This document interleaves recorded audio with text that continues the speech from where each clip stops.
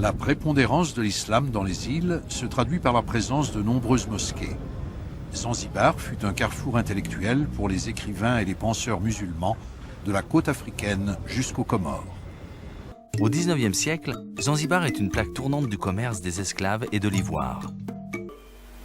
L'esclavage aux Comores, ce n'est pas seulement une utilisation interne, mais il y a eu un déplacement aussi, un esclavage vers l'extérieur. Il y a eu vente d'esclaves. Alors, qui vendait? Qui était vendu? C'est pourquoi la définition tout à l'heure disant qu'il y a des vaincus, il y a des descendants des gens qui sont nés des gens vaincus, etc. Ça montre un petit peu l'origine des esclaves. Alors, pour prendre des raccourcis également, pour aller vite, il me semble que le dialogue de pardon, osons le mot, devait être amorcé. Il faut aller dans ce sens-là. Ce qu'il faut dire, c'est donc on sait qu'en 1846, au mois de février, Mayotte comptait environ 12 000 esclaves, si on prend Mayotte indépendance, parce qu'à l'époque, Nosibé aussi donc, dépendait donc de Mayotte. La perception des Comoriens, que les Comoriens ont justement de l'esclavage, c'est très difficile. Le mot est entré dans le vocable courant, en parlant comorien, Mrouma. Et le plus souvent, on entend les gens dire Mitim Rumawa, je ne suis pas votre esclave. Donc, alors, dans le vocable courant, on peut utiliser le terme, on peut le trouver dans plusieurs aspects, dans plusieurs utilisations. Lorsque nous essayons de systématiser, enfin, un peu sur l'esclavage, la traite négrière, l'esclavage et les conséquences qu'on peut en faire, et c'est là où ça devient beaucoup plus compliqué. Zanzibar, jusqu'au XIXe siècle, qui avait acquis le monopole du clou de girofle, devient au XIXe siècle le principal producteur de clous de girofle. En 1818, Zanzibar démarre cette culture sous l'égide du sultan de l'époque. Bourgeons et queues sont mis à sécher au soleil sur des claies de palme ou sur une plateforme spéciale en pierre appelée sakoufou. Lors de la cueillette, les clous de girofle ont une couleur verte qui vire au marron pendant le séchage.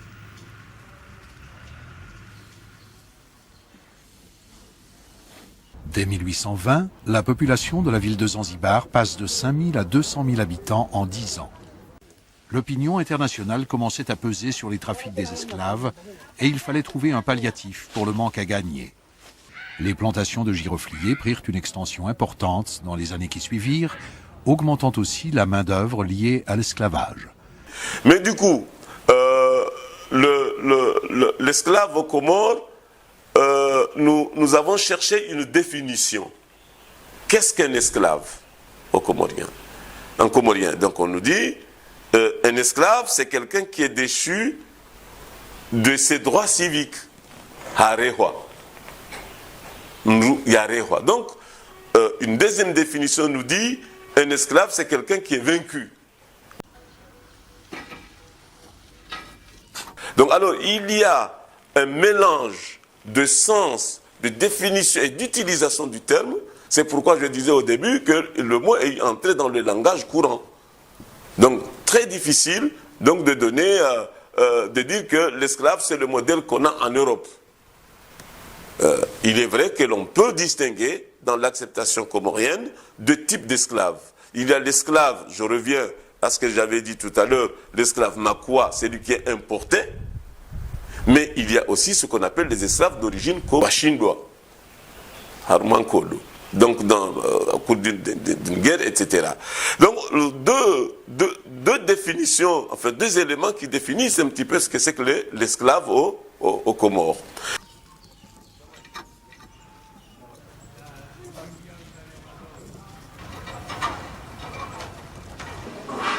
Les clous de girofle furent introduits à Zanzibar au début du XIXe siècle en provenance des colonies françaises des Seychelles et de l'île Maurice.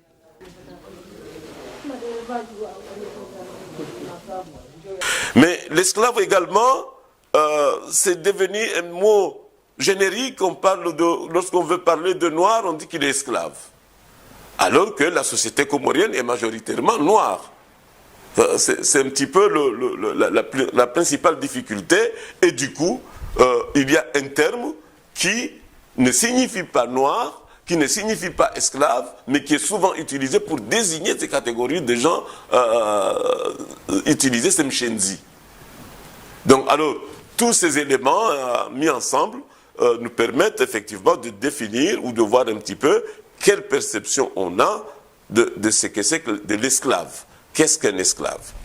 Le sultan Saïd, qui régna au XIXe siècle, reconnut leur valeur et encouragea les plantations sur les îles de Zanzibar et surtout de Pemba, d'où proviennent encore 75% de la production totale des îles.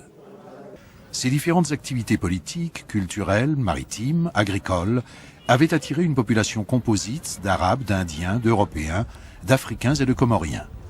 Pour les propriétaires d'esclaves, il y avait aussi des propriétaires indigènes, des grands propriétaires du pays qui avaient des esclaves. La moindre des choses, c'était de garder leur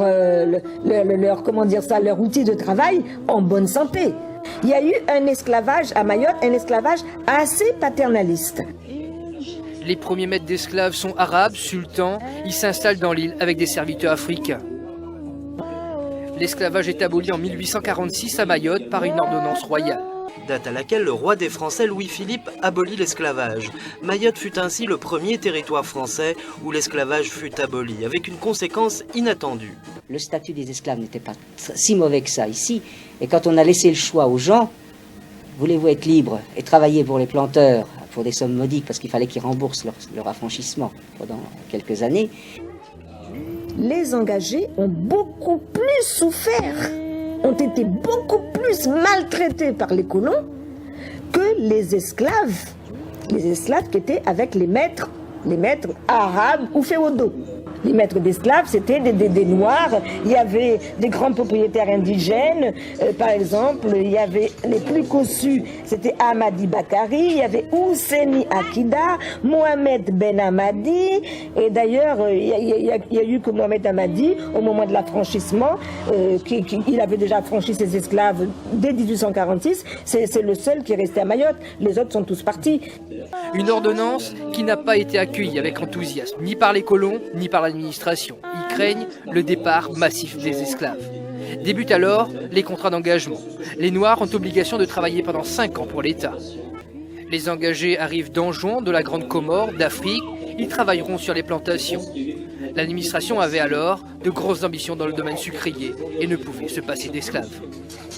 Voulez-vous être libre ou bien voulez-vous rester esclave? Massivement, les esclaves ont préféré rester avec leur maître et quitter Mayotte. Si bien que Mayotte, d'un seul coup, s'est dépeuplée de la moitié de sa population. Mayotte a connu un esclavagisme paternaliste. L'esclavage vécu ici était bien différent de celui des Antilles et de l'île Bourbon. L'esclavage a continué jusqu'à la fin du 19e siècle dans les autres îles des Comores. Les populations d'esclaves s'y sont réfugiées avec leurs maîtres. Mayotte, privée de sa main-d'œuvre agricole, s'enfonce dans la pauvreté pour quelques siècles. Et le résultat a été plutôt calamiteux, cet affranchissement des esclaves. N'empêche que ça donne un titre de notoriété à Mayotte en disant c'est vraiment à Mayotte, un des endroits possédés par la France où a été appliquée la libération des esclaves en premier. Cette abolition de l'esclavage chez nous, 2 ans avant d'être étendue dans les autres départements et territoires français d'outre-mer, répondait à un impératif. Celui pour la France, arrivé en 1841, a trouvé la meilleure formule pour la gestion du développement du territoire. Étant donné qu'à l'époque, seul le sucre pouvait constituer une industrie solide, une ordonnance royale en date du 9 décembre 1846 est alors prise pour libérer la main-d'œuvre en faveur du travail libre, un fait sans précédent. Des gens pris au moment où la traite avait été abolie, avait été interdite. Donc, c'est une des toutes premières collectivités de la République dans laquelle l'esclavage est aboli définitivement. Dans les autres collectivités françaises dans lesquelles ce phénomène existait, il faut attendre les lois Schœlcher de 1848 pour obtenir, la mise d'un terme à ce phénomène qui aujourd'hui est déclaré par le Parlement français comme constituant un crime contre l'humanité. Mon arrière-grand-mère qui est morte en 1949-50 me disait, on les appelait des Mozambiques. Ces esclaves, on les appelait des Mozambiques. Et bien, ces Mozambiques, il y en a beaucoup qui sont restés à Mayotte et qui ont eu des descendants. Donc, la population de Mayotte est certainement, pour une grande partie, originaire de ces Africains. Il est très difficile et contestable de dire que tous les Comoriens sont d'origine arabe. Plutôt, ce que nous pourrons dire, ce sont la majorité des Comoriens est d'origine africaine. Il y a des travaux, je crois que ces travaux compléteront ce que nous sommes en train de dire, qui affirment qu'il y a à peu près une proportion de 60-65% d'Africains.